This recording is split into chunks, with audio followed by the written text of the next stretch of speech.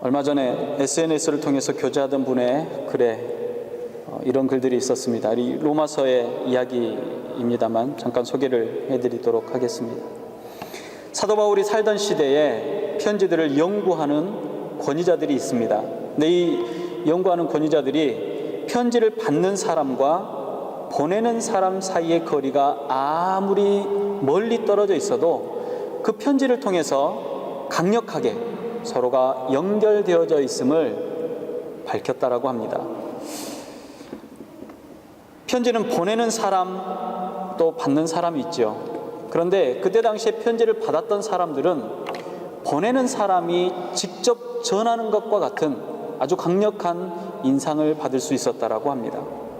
특이한 것은 간략하고 절제된 글을 썼다라는 이런 공통점들도 안고 있습니다. 그 이유가 잉크나 펜이나 또 종이가 귀했던 당시에 편지는 대체적으로 짧고 간결할 수밖에 없었다라고 하죠.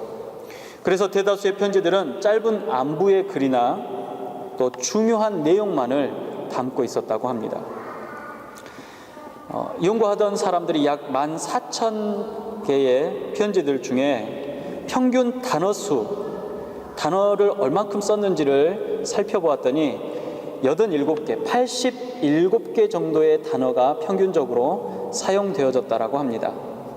당시 부유했던 키케로나 또 세네카도 그들 편지의 내용들을 보면 키케로 같은 경우는 295개의 단어들을 평균적으로 사용했고 세네카의 경우에는 995개의 단어를 평균적으로 사용했다고 합니다. 필기도구가 귀했던 당시 사람들에게 각자에게 주어진 상황과 또 형평에 맞게 편지를 썼던 것입니다. 그렇다면 텐트 수리공인 바울이 쓴 로마서는 단어가 몇 개의 단어로 이루어져 있을까요? 여러분 놀라지 마십시오. 로마서는 무려 7,114개의 단어를 사용했다라고 합니다. 바울의 편지 중에 가장 짧은 편지가 빌레몬서입니다. 그 빌레몬서의 단어의 수는 그때 당시에 사람들이 사용했던 편지의 평균적인 단어 수 정도 됩니다. 바울이 로마에 보내는 편지는 텐트를 만들거나 수리하며 흘렸던 땀과 헌신의 결과이기도 하고 마치 자신이 달려가서 말을 전하는 것처럼 온 에너지를 다 쏟아부어서 기록하고 전하려고 했던 글이라는 것을 우리가 알 수가 있습니다.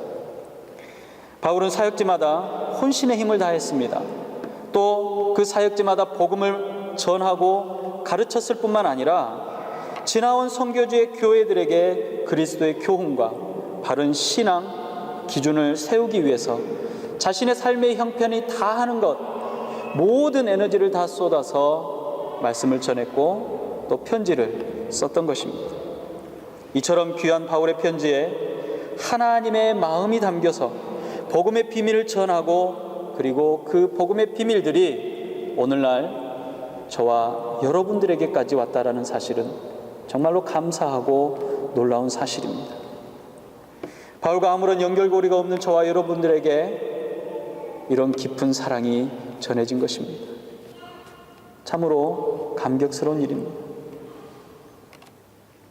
이 로마에 보내는 편지에는 의인은 믿음으로 말미암아 산다라는 것이 주제입니다. 아담을 비롯한 모든 인류가 창조자를 향해서 섰지만 불순종으로 죄를 얻었습니다. 불순종의 결과는 죽음입니다. 이 죽음을 피할 수 있는 존재는 단 한 명도 없습니다. 바울은 아브라함의 믿음의 결과를 통해서 그리스도 안에 이루어질 구원의 계획이 확실히 이루어질 것임을 증언했습니다. 모든 인류에게 약속하신 구원이 성취될 것입니다. 이 구원을 위해서 그리스도의 죽음과 부활은 죄와 율법 아래 묶여있던 인류를 해방시키신 겁니다. 그리고 하나님의 거룩한 영에 사로잡혀 구원의 은혜를 누리게 되었다라는 것을 우리에게 알려주었습니다. 이 구원의 은혜는 하나님의 주권적인 선택입니다. 약속을 이루신 하나님의 은혜로운 구원은 죄에 속한 모든 인류에게 향한 하나님의 사랑 그 자체였습니다. 이 하나님의 사랑은 이방인들에게도 허락하신 사랑이었습니다. 놀라운 사실은 불신하는 유대인들에게까지 장차 허락되어질 하나님의 사랑이라는 사실입니다. 그리스도에 대한 불신한 유대인들은 그 불신으로 복음의 불길들이 이방인에게 향하게 되었습니다. 그러나 다시 이스라엘의 회복으로 이어지게 하시는 하나님의 거룩한 계획을 사도 바울은 이제 알게 된 것입니다. 여기까지 하나님의 구원의 비밀을 설명했던 사도 바울이 감격해 겨워서 쓰던 글을 멈추고 하나님을 찬양하기 시작한 것입니다. 오늘 본문의 말씀이 지금까지 로마서를 쓰면서 생각하고 나누었던 내용, 또 이스라엘에게 향하는 하나님의 계획들을 다시 밝히다 보니까 찬양하지 않고는 견딜 수 없게 되었던 것입니다. 바울은 하나님의 부요함과 하나님의 지혜와 하나님의 지식을 찬양합니다. 로마서 11장 34절은 이렇게 말합니다. 깊도다 하나님의 지혜와 지식의 풍성하며 그의 판단은 헤아리지 못할 것이며 그의 길은 찾지 못할 것이다. 아마도 바울은 마음 가운데 선택받은 민족이요 아브라함 자손들에게 복음이 배척받고 외면당하는 현실을 어쩌면 받아들이지 못했을 수도 있습니다. 배척받고 외면받았던 그 복음이 또는 전해지는 그 길목길목마다 만나게 되는 불가항력적인 어려움들 앞에서 좌절하고 또 돌아서야만 했던 기억들도 있었습니다. 그런 바울이 하나님의 구원의 비밀을 설명하면서 은밀하신 하나님의 놀라운 계획을 발견한 것입니다.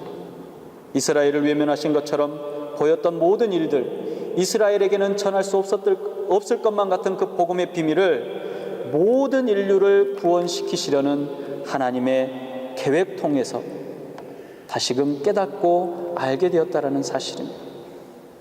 그리고 이스라엘을 또한 그저 버려두지 않으신다라는 사실, 분명한 확신은 그에게 하나님을 찬양할 수밖에 없게 만든 것입니다. 이 비밀한 하나님의 계획 앞에서 한 치 앞도 내다보지 못하는 극명한 한계를 가지고 있는 인간임을 깨닫기도 했던 것입니다. 그래서 바울은 먼저 하나님의 풍성하심 또 부요하심을 찬양하고 있습니다. 하나님께서는 만물을 창조하신 창조주이십니다. 모든 만물은 하나님의 소유입니다. 왜냐하면 그분이 창조하셨기 때문에 그렇습니다. 어느 것 하나 우리가 소유권을 주장할 수 있는 것은 없습니다. 실제 모든 소유는 창조하신 하나님의 것이. 반면에 우리 인간들, 인류는 어떻습니까? 나약한 존재입니다. 공궁한 존재입니다.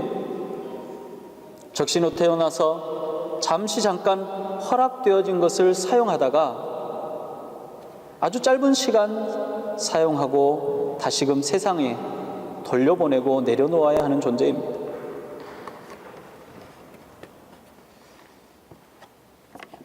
미국 항공우주국 나사에서 올해를 최고의 더위가 찾아올 것이라고 이야기했습니다.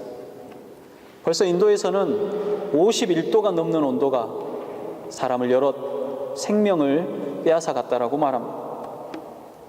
폭염과 가뭄은 사람뿐만이 아니라 가축과 짐승에게도 고통을 줍니다. 오랜 지진과 화산을 경험한 일본의 최고의 그 기술들은 자연재해를 대비할 수 있는 좋은 시스템과 좋은 조건들을 갖추고 있었습니다. 그럼에도 불구하고 지진과 해일로 건물은 무너졌습니다. 그리고 수천 명이 목숨을 잃었습니다. 그 피해가 지금까지도 이어지고 있습니다. 하나님의 피조물인 자연도 그 자연 앞에서도 두려움에 떨며 불안해하는 바로 그들이 인류며 인간들입니다. 그러면서도 정작 자연을 창조하신 하나님을 두려워하지 않고 경외하지 않는 것은 교만하기 때문입니다. 오히려 하나님의 것을 자기의 자기의 것인 것처럼 여기는 것입니다. 그리고 인심 쓰듯이 하나님께 드리려고 합니다. 그리고 이렇게 생각합니다. 이 정도 헌금하면 이제 내가 교회의 주인이지. 나만큼 교회에 헌금하고 나만큼 교회에 헌신하는 사람이 또 있을까? 나를 조금만 서운하게 하면 다른 교회로 가버리거나 헌금을 하지 않겠어. 입으로는 주여 주여 하면서 속마음에는 나여 하고 있는 것입니다. 그런 인생들에게 바울이 이야기합니다. 누가 주께 먼저 드려서 갚으심을 받겠느냐? 이 말은 욥기에 나오는 35장 7절과 41장 11절의 말씀을 인용한 말씀입니다. 욥기 35장 7절은 이렇게 말합니다. 내가 의로운들 하나님께 무엇을 드리겠으며 그가 내 손에서 무엇을 받으시겠느냐? 또 41장 11절은 말합니다. 누가 먼저 내게 주고 나로 갚게 하였느냐? 온 천하에 있는 것이 다 내 것이니라. 이 말씀은 우리가 드리는 것이 결국 누구의 소유인지를 알아라는 이야기입니다. 하나님의 소유를 하나님께 드리며 대가를 지불하라고 재촉하고 있다고 욥을 통해서 하나님은 충고하고 있는 것입니다. 구원은 우리가 하나님께 무엇을 드리고 그 대가로 얻게 되는 것이 아닙니다. 또한 하나님께서 우리를 구원하셔야 할 하등의 이유가 없습니다. 범죄한 인생을 진멸하시고 새로운 인류를 창조하셔도 어느 누구 하나 반론할 수 있는 사람은 없습니다. 아니라고 말할 수 있는 존재도 없습니다. 그럼에도 불구하고 구원은 하나님께서 일방적으로 베푸시는 은혜요 선물입니다. 그리고 저와 여러분들에게 허락하신 것입니다. 구원은 우리가 값을 지불하고 구입할 수 있는 어떤 것이 아닙니다. 은혜로 주시는 선물입니다. 그래서 에베소서 2장 8절과 9절은 이렇게 이야기합니다. 너희는 그 은혜에 의하여 믿음으로 말미암아 구원을 받았으니 이것은 너희에게서 난 것이 아니요 하나님의 선물이라. 행위에서 난 것이 아니니 이는 누구든지 자랑하지 못하게 함이라 그랬습니다. 그러므로 모든 성도는 구원을 이루시는 하나님 앞에 겸손해야 합니다. 두 번째로 바울은 하나님의 지혜를 찬양하고 있습니다. 우리는 해결하기 어려운 문제를 만나면 지혜로운 사람을 찾아갑니다. 사람들은 위대한 스승을 두기를 원하고 그들의 가르침을 따르기를 원합니다. 철학적인 사고가 전쟁을 통해서 얻어진 풍성함의 결과라는 것은 많은 사람들이 알고 있는 사실입니다. 자급자족하며 하루하루를 살아가기 위해서 사냥했던 시대에는 생존만을 위해서 생존이 아주 중요한 가치로 남았었습니다. 그러나 그 생존의 문제는 포로와 종들의 문제가 되었고 딱히 할 일이 없어진 자유인들에게는 이제 새로운 생각과 고민거리들이 생겨나기 시작한 것입니다. 질서가 무엇인지, 근원이 무엇인지, 이 땅의 이치가 무엇인지가 궁금해지기 시작했습니다. 그래서 복자는 근원이 물에서 왔다고도 하고 불에서도 왔다고도 합니다. 혹은 또 흙에서도 왔다라고도 말하고 있습니다. 고민하고 있는 나를 찾아야 하는데 나를 찾는 나는 누구인지 알 수 없습니다. 그래서 나를 찾는 작업이 철학에서는 가장 중요한 작업이라고도 말합니다. 이런 사람이 누구를 구원하고 어떻게 구원해야 한다라고 설명하고 조언하고 말할 수 있겠습니까? 하나님의 결정하시는 역사들은 어떤 지혜로운 사람이 있어서 하나님이 그들과 의논하겠습니까? 하나님의 판단은 측량할 수조차 없는 것이라는 사실을 우리가 너무나 잘 알고 있습니다. 사람들이 말합니다. 만약에 에덴 동산에 선악을 알게 하는 나무가 없었다면 인간이 죄를 범하지 않았을 테고 이렇게 복잡하게 살지 않았을 거지 않나. 그러나 여러분, 선악을 알게 하는 나무의 존재는 하나님의 창조의 놀라운 섭리, 은혜의 섭리입니다. 먹을 수도 있고 먹지 않을 수도 있는 자유로운 의지를 주신 하나님의 은혜의 섭리라는 사실을 우리는 알아야 합니다. 선악을 알게 하는 나무가 있어서 죄를 범하는 것이 아니라 먹을 수도 있고 먹지 않을 수도 있는데 먹기를 선택했기 때문에 죄가 들어온 것입니다. 출애굽한 이스라엘은 40년 동안 광야를 떠돌았습니다. 하나님은 당신의 백성이 이 세상의 종이요 애굽의 노예의 습관을 벗어버리기를 원했습니다. 그리고 자유자요 하나님의 백성으로 온전히 서기를 원하셨습니다. 창조자이신 하나님, 전능하신 하나님께서 스스로가 피조물이 되신 사건도 있습니다. 피조물에 의해서 죽임을 당하기도 하셨습니다. 완전하신 신이시며 온전한 인간으로 오셔야 죄 없으신 분이 죄인이 되며 죄를 짊어지고 죽임을 당합니다. 그 죄를 구원하는 구원자가 되시는 놀라운 지혜가 하나님으로부터 나온 것입니다. 예수를 그리스도라 전하고 구원의 복음을 말한다는 이유로 잡아 가두고 죽이기까지 하는 세상에 우리가 지금 살고 있습니다. 도저히 이해할 수 없는 일들을 명령하고 순종하라고도 하십니다. 우리는 하나님께서 알려주시지 않는 일들에 대해서는 어떤 방법을 사용해도 알 수 없습니다. 우리에게 감추어진 것들은 하나님께서 알려주셔야만 찾을 수 있습니다.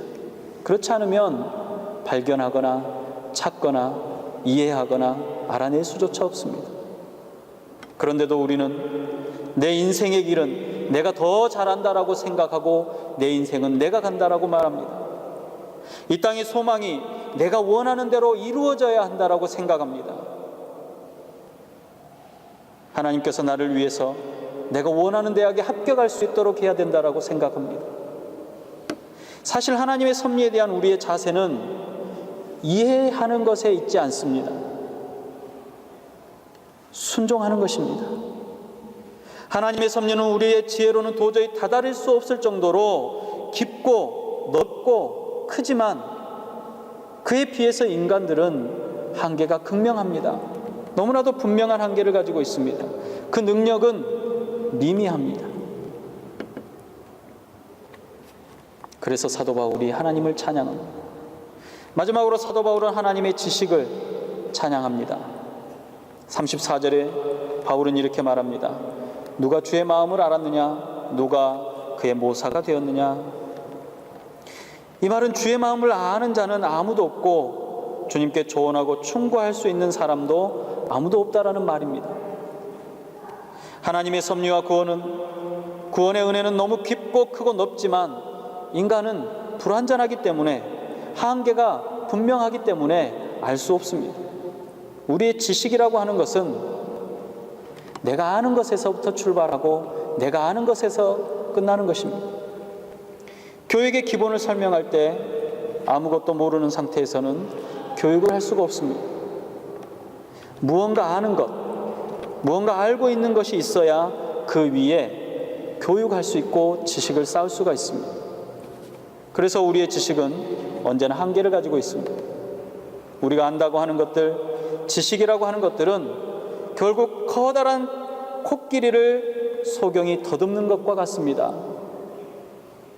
소경이 손으로 더듬으며 이것은 기둥이라고 말하고 이것은 벽이라고 말하는 것과 너무나도 같은 인생들입니다. 그럼에도 불구하고 성도에게는 하나님의 섭리와 구원의 은혜를 깨달을 수 있는 방법이 있습니다. 유일한 길이 주어져 있습니다. 우리에게 지혜가 부족하고 지식이 짧고 이해력이 아무리 작고 미미할지라도 하나님의 섭리를 이해할 수 있는 길이 있다는 이야기입니다. 그 길은 바로 우리 속에 내재하신 생명을 주시는 성령님의 조명을 받는 것입니다. 왜냐하면 하나님의 영이신 성령님께서 하나님의 섭리와 지혜와 지식까지도 모두 다 아시는 분이기 때문에 그렇습니다. 그분이 우리를 인도하시고 그분이 우리에게 충만함을 주시며 그분이 우리를 깨우쳐 주시기 때문에 그렇습니다. 그래서 고린도전서 2장 10절은 이렇게 이야기하죠. 오직 하나님의 성령으로 이것을 우리에게 보이셨으니 성령은 모든 것 곧 하나님의 깊은 것이라도 통달하시느니라 그랬습니다. 하나님께서는 오늘도 욥에게 하신 질문들, 욥을 통해 말씀하셨던 일들을 우리에게 동일하게 질문하고 계십니다. 내가 땅에 기초를 놓을 때 내가 어디 있었느냐? 가슴속의 죄는 누가 준 것이냐? 마음속의 총명은 도대체 누구로부터 온 것이냐? 욥이 대답을 하고 있습니다. 나는 미천하오니 무엇이라 주께 대답하리이까? 손으로 내 입을 가릴 뿐입니다 라고 고백했습니다. 욥의 고백처럼 겸손하게 순종하기를 하나님은 기다리고 계십니다. 바울이 발견한 구원의 은혜인 복음은 하나님의 놀라운 섭리 안에 있었습니다. 그 섭리 안에 있는 성도는 하나님께 겸손과 순종의 삶으로 서야 한다는 것입니다. 모든 인류를 구원하시기 위한 계획이 성부 하나님의 지극하신 사랑 안에 담겨 있습니다. 성자 예수님께서는 이 계획을 이루시기 위해서 인간의 몸을 직접 입으시고 죄 없음에도 죄인이 되셔서 죽기까지 그 백성 저와 여러분을 사랑하셨습니다. 도무지 그 뜻을 헤아릴 수 없는 무지한 자들에게 성령 하나님께서는 하나님의 온전하시고 기뻐하신 뜻이 무엇인지를 알게 하십니다. 창조의 섭리와 목적대로 우리는 성삼위 하나님을 찬양하며 영광을 돌려드릴 것입니다. 오늘 우리에게 인생의 목적과 목표가 되시는 하나님의 은혜가 임하시고 그분의 섭리 안에 우리 삶이 있음을 깨닫고 그분 앞에 순종하며 겸손하게 나아가시기를 주님의 이름으로 축복합니다. 기도하겠습니다. 주님의 은혜를 찬양합니다. 주님의 섭리하심을 찬양합니다. 하나님 아버지의 그 크신 사랑을 어느 누가 측량이라도 할 수 있으며 어느 누가 이해할 수 있겠습니까? 하나님의 구원의 섭리들을 우리가 어찌 알아서 이렇게 해주십시오 저렇게 해주십시오라고 말할 수 있겠습니까?